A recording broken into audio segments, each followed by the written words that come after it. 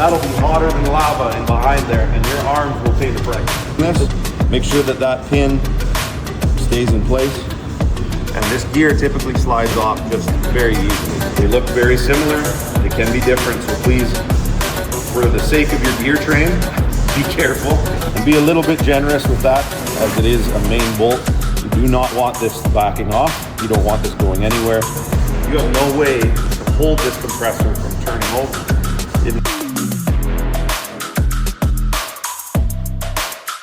I'm Dallas Robinson with KBR and Fleet Products. I just wanted to go through a couple things about disassembling a WABCO gear today, because some of these WABCOs can be very difficult to disassemble when it comes to that front main bolt. So I wanted to give you some tips, as you may run into a couple of the units that we sell that come with no gear on the front.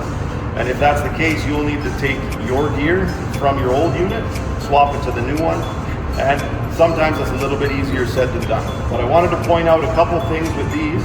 With a unit like this on the front, there's actually a nose cone piece that goes over it, and that's hiding the big main bolt that's in behind, right? And you'll find that on some of your ISX units, some of your Cummins units, because they have a big drive that's put into the front.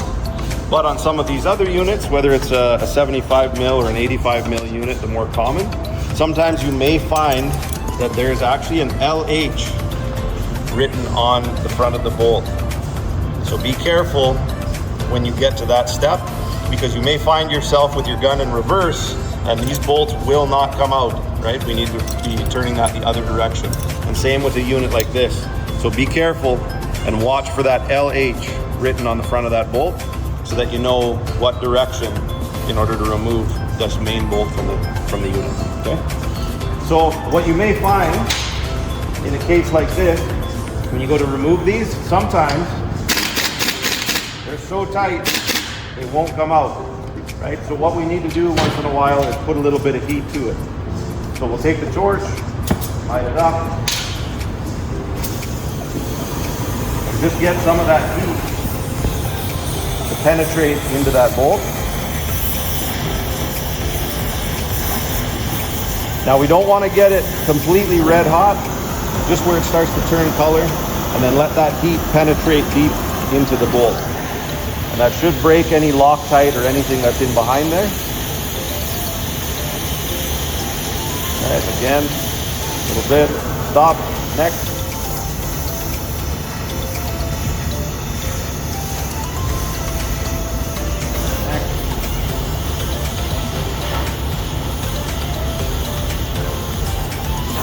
Like that. So we've heated all four. The heat can now penetrate into the threads and get rid of any of that Loctite that could be holding that. You should be able to go back and they'll come out no problem. Obviously they're a little hot. Watch your fingers.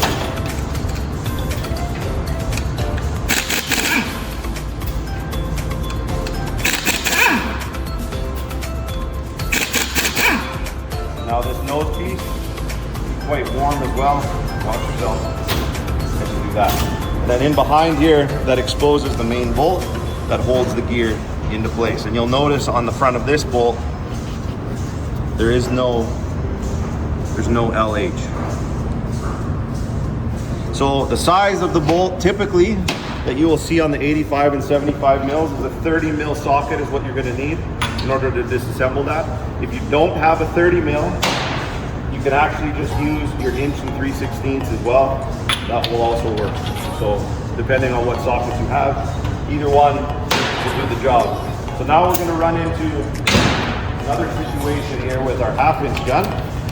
Lock this in, where possibly this bolt may be Loctited very strongly as well. So we're going to grab this with a rag. I would suggest to save your hands, try to hold the gear.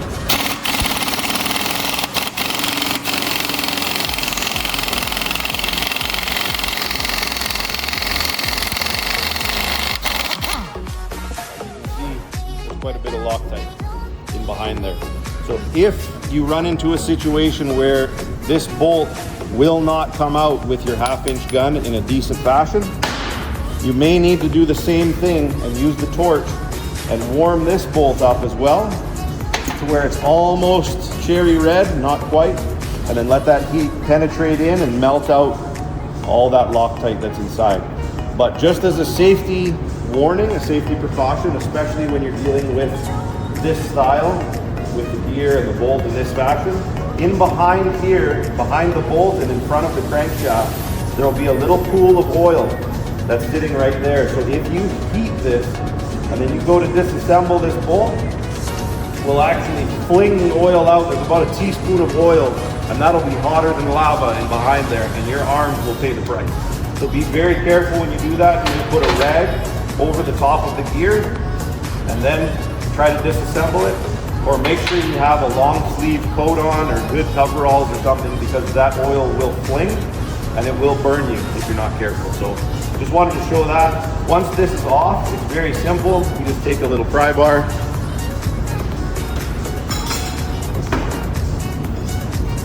right? We'll just slide it out. Whew, try not to drop it if you can help it. Good floor mat comes in handy. It'll save your life. Right? So in behind, looks just like that. And then we've got a pin for timing and a pin in the front of the crankshaft as well. And that pin can fall out very easily. So be very careful when you're doing this. Make sure that that pin stays in place. And this gear typically slides off just very easily. Then you can take this whole gear assembly, swap this over to the new, which will show how to put this back on after we get this one cleaned up and ready to go back together. So now that we have the gears removed off the compressor, the one that you may have purchased from us that you need to deal with, now we've gotten to the point where it's time to put this gear back on to the compressor that you purchased. So the one thing that you need to be sure of on the front, again, don't forget about that little pinhole, because that is a timing hole that's on the front. And in that goes this little small pin. And you'll notice that that pin, if we can focus on it, has one end that has a sharp point on it, and then one end that's flat. So make sure that the pin end goes in to the front and gets pushed in so until it bottoms out. Okay, so that's our timing mark. And then no matter what gear you have, so whether it's for one of the newer X15 units, an older ISX, maybe you have an ISL, something like that. I mean, these are all different Cummins gears. No matter which one you have, on the back side, you'll notice there is that hole for the timing on each one. Okay. And even on this gear that we're about to install, same thing, right? So now that we have that there, we can then just take this, line up our pin, and it just slips on nice and easy. It's not a press fit like some. These ones are a nice loose fit, easy to slide on. Okay, then we're going to take our bolt. On this one, as we went over before, you'll notice on here there is no LH. On some of these bolts there will be an LH, which means it's a reverse thread. So again, be conscious of that, as obviously you'll be going the other way to try to tighten this thing. But in this case, it's a regular bolt. We're going to put some red Loctite. Red. And be a little bit generous with that, as it is a main bolt. You do not want this backing off. You don't want this going anywhere. You want this to go in and never, ever come off ever again. So we're going to install this. Put this in. Now, the question that you're going to ask me is, what's the torque on this bolt? Right? And that's the question that we get quite a bit, is what is the torque on this? And it's around 300 foot-pounds, but the problem is you have no way to hold this compressor from turning over unless you remove the pan plugs from the bottom, or you have a way from the back that you can hold the back of this compressor. If you have a special tool that can slide into your power steering adapter on the back and you can hold it, unfortunately, this compressor has no way from stopping rotating. So the easiest way for the average guy to tighten these up, especially if you're just in a generic shop environment, is just use a 1/2 inch impact gun and then the appropriate size socket, right? We talked about either a 30 mil socket or an inch 3/16. So we're gonna use our 1/2 inch gun. Make sure you have a good quality gun so that we can get on this. And you'll notice as I start to tighten this, the compressor is already rotating. Okay. So how do we torque that? Well, all we can do is I use a rag or something to protect your hands, or if you have good leather gloves, you can hold on to the gear with one hand, hold on to your gun with the other, have your half-inch gun on maximum power, hold the gear with your hand, and count to 4 while you hold the trigger. Ready? So, now the torque rating on these half-inch guns is quite high. It should be high enough to get us where we need to go. Just watch your hand, because obviously if you just try to hold on to this with a bare hand, you'll probably tear your hand up a bit. So be careful when you're doing that. Now, as long as you have a good gun with good air pressure, we find that with the red Loctite and this, that's all you need to worry about. Tighten it up very well.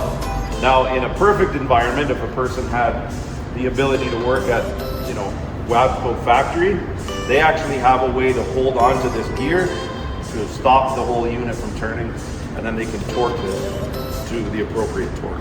So just be conscious of that. In a shop environment, it's a little bit different than obviously from factory. So the way we found for the average guy that's going to be buying these compressors, this works just fine, and it gets you the appropriate torque, and you don't have to worry about this backing off. Okay, so just be careful with that. Then obviously if you have the other style of gear, like we had in the previous video, where you have these smaller bolts that you have to worry about to install for your barring over device, right? So after you've installed your bolt from this side, the main bolt with that Loctite, do the same with these. A little bit of red Loctite right on the bolt. Install that. Okay. And then obviously switch to your 3/8 impact gun. Suck those up. And then if you have a way to jam a tool in here, if you really wish, you can use a bar like this, go in between something like this, hold it, and then you can torque these smaller bolts if you desire. And if you have good faith in your torquing abilities or with your impact gun, and you feel that you know that very well as far as your size, you can be confident with that as well. But again, use the red Loctite, because a little insurance goes a long way. So just be conscious of that. So after that, you should be good to go. Everything's torqued up. You should be able to install this on your engine with confidence, knowing that this front gear isn't going anywhere. And just as a side note as well, anytime that you buy any compressor at all, if it comes with the gear already installed, as some do, depending who you're buying from, be sure to double check that the tooth count on the front is the proper tooth count for your application. There are some new applications coming out, especially on the X15 engine, where the tooth count can be different. They look very similar, they can be different, so please, for the sake of your gear train, be careful, as obviously putting the wrong tooth count into your engine can cause massive issues. So be careful with that as well. That's a side note. Okay, so thanks for watching. Hopefully this helps you guys out if you do run into trouble. And if not, give us a call at Fleet Products or KBR. Thanks.